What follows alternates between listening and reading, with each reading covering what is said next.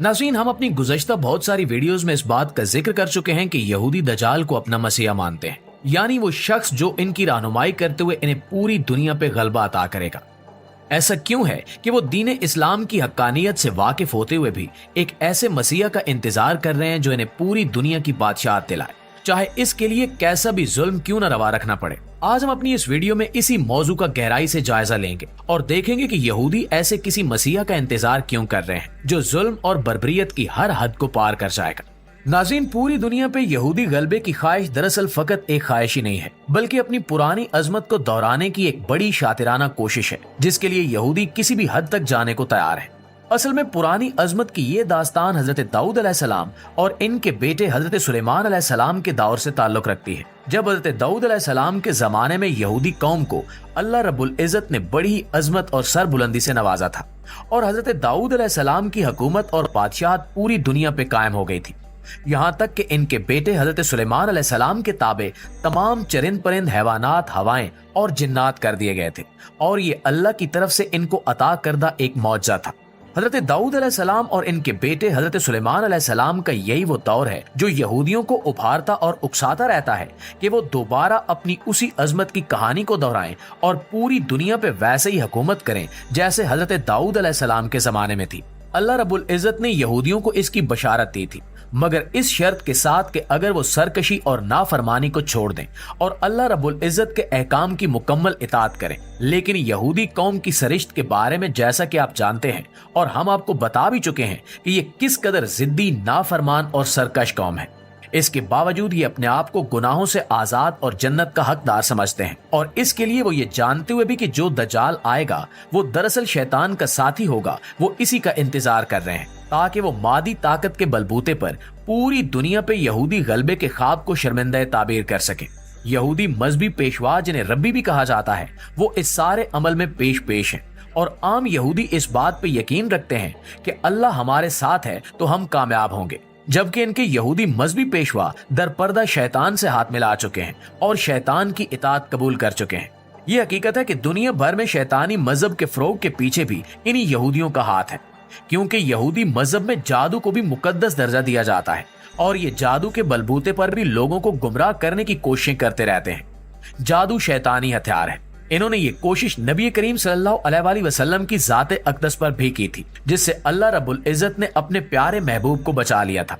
अब आप यहाँ ये समझ सकते हैं कि यहूदी मजहबी रहनुमाओं का एक बड़ा फिरका शैतान से हाथ मिला चुका है और शैतान को नौजुबिल्ला अपना खुदा तस्लीम कर चुका है। इस वक्त पूरी दुनिया में शैतानी एजेंडे पर ये लोग अमल कर रहे हैं, जबकि इन्होंने आम यहूदियों को इस बात का यकीन दिलाया है कि हम सच्चे दीन पे हैं और अल्लाह हमारे साथ है और हमें ही फतह नसीब होगी। ये सब सुनने में शायद अजीब लगता हो, लेकिन जिस कदर तादाद में यहूदी पूरी दुनिया में आबाद हैं, जिनकी तादाद तकरीबन 80 लाख के लगभग है, तो ये बात कुछ ऐसी नामुमकिन भी नहीं है। यही सब वो हरकतें हैं जिनकी वजह से इस कौम पर अल्लाह रब्बुल इज़्ज़त की तरफ से बार बार अजाब नाजिल होते रहे, लेकिन ये कौम अब तक अपनी नाफरमानी और सरकशी की रविश पे डटी हुई है और शैतानी कामों में पूरी मुआवनत कर रही है। मुअज़्ज़िज़ दोस्तों, एक बात यहाँ पे समझने और याद रखने की है कि यहूदी कौम दज्जाल को अपना मसीहा मानती है, लेकिन वो इसे मजहबी मानों में अपना मसीहा नहीं मानते, बल्कि सियासी मानों में अपना मसीहा तस्लीम करते हैं। यानी कि इनके नजदीक दज्जाल इनके दीन के साथ छेड़छाड़ करने के लिए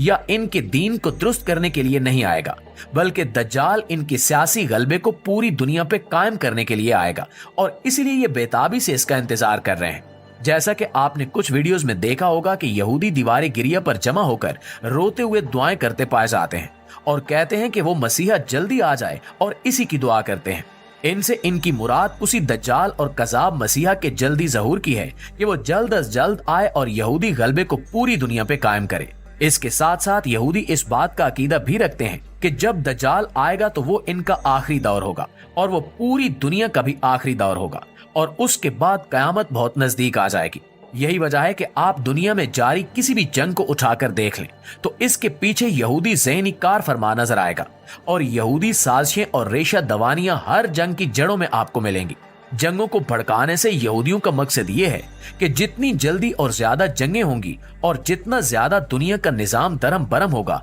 इतनी ही जल्दी इनका झूठा और दज्जाल मसीहा दुनिया में ज़हूर करेगा और इनकी क़यादत करेगा और इनके गलबे को पूरी दुनिया पे फैला देगा। नाज़रीन, यही वजह है कि यहूदी हर तरह से हर दौर में जंग को भड़काने की कोशिश करते रहते हैं और अब भी मौजूदा फलस्तीन इसराइल जंग इसी नजरिए की बुनियाद पर भड़काई जा रही है कि जल्द अज जल्द यहूदियों के अकीदे के मुताबिक इस अर्ज़ मुकद्दसा को अपने कब्जे में लिया जाए ताकि दज्जाल के ज़हूर की राह हमवार की जा सके और इसकी क़यादत में पूरी दुनिया से जंग करते हुए दुनिया पे अपना गलबा कायम कर लिया जाए। इनको इस बात की बिल्कुल परवाह नहीं है कि इस भयानक जंग के नतीजे में पूरी दुनिया की 80% से ज्यादा आबादी के हलाक होने का खदशा है। इनको अगर फिक्र है तो सिर्फ और सिर्फ पूरी दुनिया के वसाइल पर काबिज होने की और अपनी इसी तारीखी अजमत को वापस हासिल करने की जो हजरत दाऊद अलैहिस्सलाम के जमाने में इन्हें मुयस्सर रही है। यही वजह है कि लबनान की जानिब से हिजबुल्लाह के मुसलसल अटैक्स के बावजूद और शाम और इराक के इलाके में अमरीकी मिलिट्री बेसिस पे मुजाहिदीन के मुसलसल हमलों के बावजूद इसराइल अब इस जंग को खत्म करने पर आमादा नजर नहीं आता और इस जंग को मजीद भड़काते हुए पूरे गजा का कंट्रोल हासिल करने का ख्वाहिशमंद है, जिसको इन्होंने सिर्फ हमास को कुचलने और अपने अगवाशुदा शहरी फौजियों को रिहा करवाने के ऑपरेशन का नाम दिया है, जबकि दरपर्दा इसके मकासद सिर्फ यही है कि खित्ते के हालात इस कदर खराब कर दिए जाएं कि यहाँ फलस्तीन में किसी भी मुसलमान का वजूद बाकी न रहे। इसकी एक मिसाल जंग के शुरू होने के कुछ ही दिनों बाद इसराइली वज़ीर-ए-आज़म नेतन्याहू का यह बयान था कि हम मशरिक़ वुस्ता का पूरा नक्शा बदल देंगे और मशरिक़ वुस्ता का इलाका दोबारा कभी ऐसा नहीं रहेगा जैसा अब है। और इस सब के साथ साथ अरब ममालिक की जानिब से बेगैरती और बुज़दिली पे महमूल खामोशी भी इसराइली मौक़िफ़ की तायद कर रही है और वो इस वक्त बेबसी के आलम में अपने अपने मुफादात का सोचते हुए